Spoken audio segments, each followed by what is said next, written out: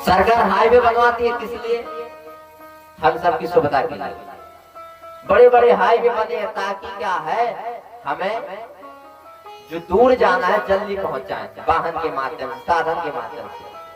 हम सबकी सुविधा के लिए सरकार ने क्या है, ये सड़क बनवाई है, हाईवे बनवाया है।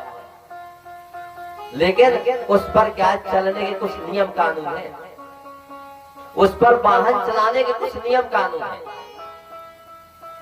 उसकी एक उम्र है, इतनी उम्र के बाद जब आपका ड्राइविंग लाइसेंस बन जाएगा तब आपको गाड़ी चलाना है, वो भी नियम कानून के तहत। सरकार जब जांच लेगी कि अब आप योग्य हो गए हैं, आपकी उम्र हो गई है और योग्य है साथ में, तब आपको लाइसेंस देगी। फिर आपको क्या है, नियम कानून के अनुसार जो यातायात के नियम है, सड़क के नियम है, उसके अनुसार गाड़ी चलानी है। नियम जाने नहीं, लाइसेंस मिला ही नहीं, बिना लाइसेंस की गाड़ी चलाने लगे तो क्या है, नियम कानून ना जाना, उल्टे तरफ गाड़ी चलाने लगे, क्या होगा? कोई बड़ा वाहन आएगा, ठोक के चला जाएगा, मरमरा जाएंगे। आप उल्टे तरफ चलाने लगे, नियम कानून ना जाने, जबकि सब जगह लिखा रहता है। आपने देखा भी होगा रोड पे कि कृपया धीरे चले, आगे तीव्र मोड़ है। लिखा रहता है कि आप 20 की स्पीड में चलाना है, यहाँ 40, यहाँ 60 लिखा रहता है सब जगह। आगे घनी आबादी है, कृपया धीरे चले, हर जगह उसके नियम कानून लिखे रहते हैं। किस तरफ चलाना है ये भी लिखा रहता है। अब आप नियम कानून ना जाने, उल्टे तरफ चलाने लगे, क्या होगा? बड़ा वाहन आएगा, वो ठोक के चला जाएगा, हाथ पैर टूट जाएंगे। अब लगे सरकार को दोष देने, कैसा सड़क बनवाया है, कैसा ये मार्ग बनवाया, हमारा तो एक्सीडेंट हो गया। तो सरकार की क्या गलती? सरकार ने सड़क इसलिए बनवाई हम सबकी सुविधा के लिए, लेकिन उसका एक नियम कानून है। ऐसे ही संसार भगवान ने हम आप सबकी सुविधा के लिए बनाया है। ये जो गाड़ी मिली है, इस संसार में चलाने के लिए मिली है, लेकिन 25 साल तक केवल और केवल आपको यही जानना था कि नियम कानून क्या है संसार में चलने के। आपके बाप दादा की जागीर नहीं है संसार, भगवान का संसार है। भगवान ही सारे संसार का मालिक है। अगर इस संसार का लाभ लेना है तो भगवान के अनुसार चलना ही पड़ेगा। जैसे भारत देश है, भारत देश में अगर आप हम सब रहते हैं तो भारत देश का एक संविधान है, उसके अनुसार चलना पड़ेगा। पुलिस क्या है, हमारा सहयोग करेगी, रक्षा व्यवस्था करेगी। अगर भारत के संविधान को आपने तोड़ा, विपरीत चले, तो यही पुलिस दंड देने लगेगी। पुलिस किसको दंड देती है? जो भारत के संविधान के विपरीत चलता है। पुलिस वही है। आप संविधान के अनुसार चल रहे हैं, रात को 12 बजे फोन लगाइए, आ जाएगी आपकी व्यवस्था के लिए, सुरक्षा के लिए। तो अगर विपरीत चलेंगे वही दंड देने लगेंगे।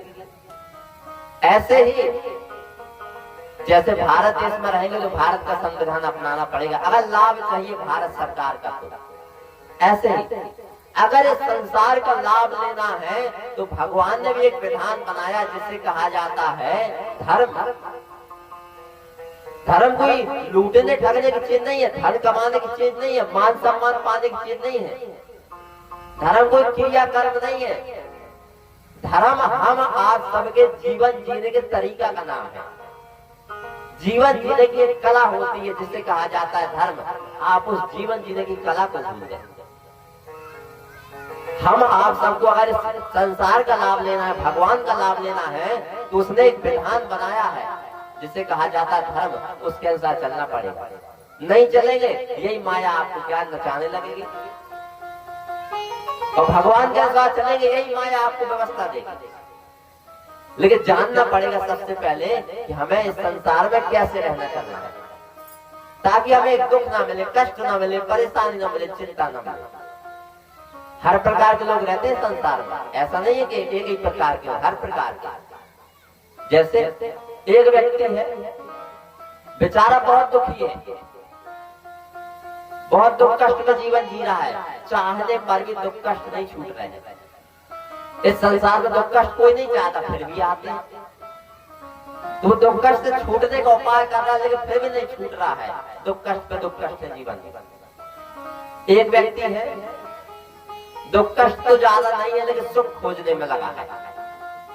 वही क्या सुख खोजने में लगा है, दिन रात क्या है, सुख सुविधाएं इकट्ठी करता है, भौतिक सुविधाएं, ताकि सुख मिल जाए जीवन में। लेकिन फिर भी क्या सुख नहीं मिल पा रहा है। काफी लोग ऐसे मिलेंगे संसार कि जिनके पास सुख सुविधाएं तो बहुत है, रोज के क्या है, लाखों करोड़ों रुपए कमाते हैं, रोज के लाखों करोड़ों रुपए कमाते हैं, लेकिन फिर भी क्या है, शांति नहीं है। सुख सुविधाएं बहुत है, करोड़ों अरबों के घर है, करोड़ों के साधन है, सुख सुविधाएं बहुत है, लेकिन क्या है, फिर भी जीवन में शांति नहीं है। ऐसे ऐसे लोग हैं, पूरी जिंदगी निकल जाती है लेकिन शांति नहीं मिलती। और इसी संसार में आपको ऐसे भी लोग मिल जाएंगे जिनका पूरा जीवन शांति वाला गुजरता है, पूरा जीवन शांति, परम शांति वाला गुजरता है, परम आनंद वाला गुजरता है, समृद्ध संपन्न जीवन गुजरता है, जीवन में एक दुख नहीं आता। वो भी ये मनुष्य शरीर पाए हैं, यही 2 हाथ 2 पैर नाक मुंह कान वाले शरीर। अंतर क्या है जीवन में? इतना बड़ा अंतर। एक व्यक्ति दुख कष्ट पर दुख कष्ट पा रहा है, एक व्यक्ति के जीवन में शांति और परम शांति। क्यों इतना बड़ा अंतर? क्यों? क्योंकि उसने जीवन को जाना। उसे ऐसे संत पुरुष मिले, महापुरुष मिले, जिसने क्या है, उसे जीवन के बारे में बताया। 25 साल केवल और केवल इसीलिए थे कि आप ज्ञान अर्जन करें। लोग क्या गृहस्थ आश्रम की बात करने लगते हैं, लोग क्या है, गृहस्थ आश्रम की बात करने लगते हैं। अरे भैया, गृहस्थ आश्रम तो सबसे बड़ा आश्रम है। क्यों भाई? दिल दिमाग में भर दिया गया है ऐसा। ये जो आडम्बरी ढोंगी पाखंडी है, उन्होंने क्या किया,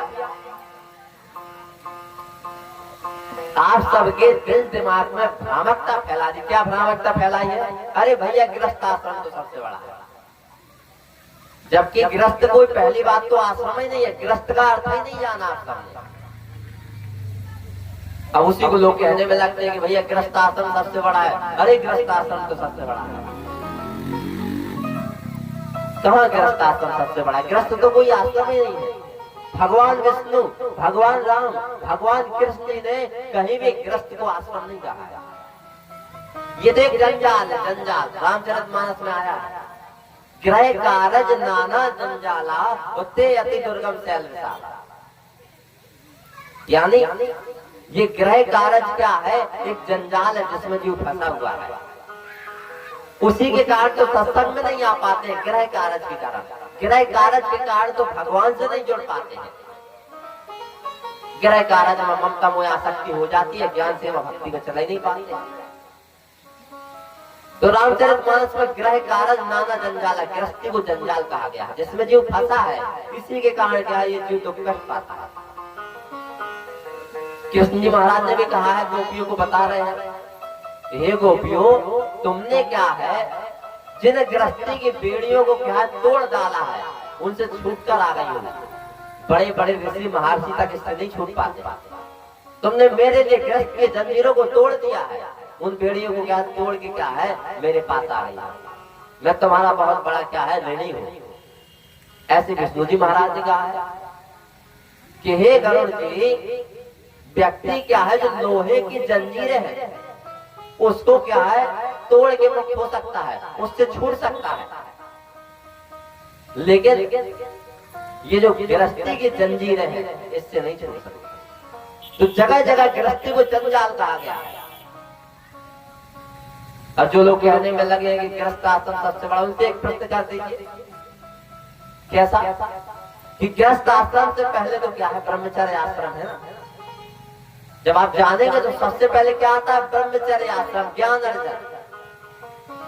जिस व्यक्ति ने ज्ञान अर्जन नहीं किया, जिसने संसार, इस शरीर के अंदर रहने वाले जीव के बारे में नहीं जाना, ईश्वर और परमेश्वर के बारे में नहीं जाना,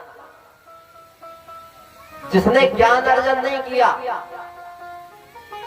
या फिर जिसने ज्ञान अर्जन तो किया लेकिन वहां से गिर गया, जो ज्ञान अर्जन से गिर गया वो गृहस्थ बन गया।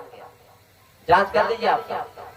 जो भी व्यक्ति कहने में लगा कि गृहस्थ आश्रम सबसे बड़ा, उससे पूछिए कि आपने ज्ञान अर्जन किया 25 साल तक? नहीं किया। जिस व्यक्ति ने ज्ञान अर्जन नहीं किया, संसार, शरीर, जीव, ईश्वर, परमेश्वर के बारे में नहीं जाना, वही व्यक्ति क्या गिर के संसारिक हो गया, वही इस गृहस्थी वाले जंजाल में क्या है फंस गया। और भगवान श्री कृष्ण जी महाराज कहते हैं कि एक बार जो संसार में फंस गया, अगर आप सब बिना ज्ञान के संसार में उतरेंगे तो फंस जाएंगे। फंसने से कोई बचा नहीं सकता। आप लाख कोशिश कर ले फिर भी नहीं छूट सकते। वही तो हुआ, आप सब बिना ज्ञान के संसार में उतर गए, फंस गए। अब लाख कोशिश करने पर भी क्या है, छूट नहीं पा रहे। तो इस प्रकार से होता क्या है, इस संसार में आपको हर प्रकार के लोग मिलेंगे। जो जितना इस संसार के बारे में जान गया वैसे उसको क्या लाभ मिलता है। तो हम सब की पहली जिम्मेदारी क्या थी, सबसे पहले मानव जीवन के बारे में जानना।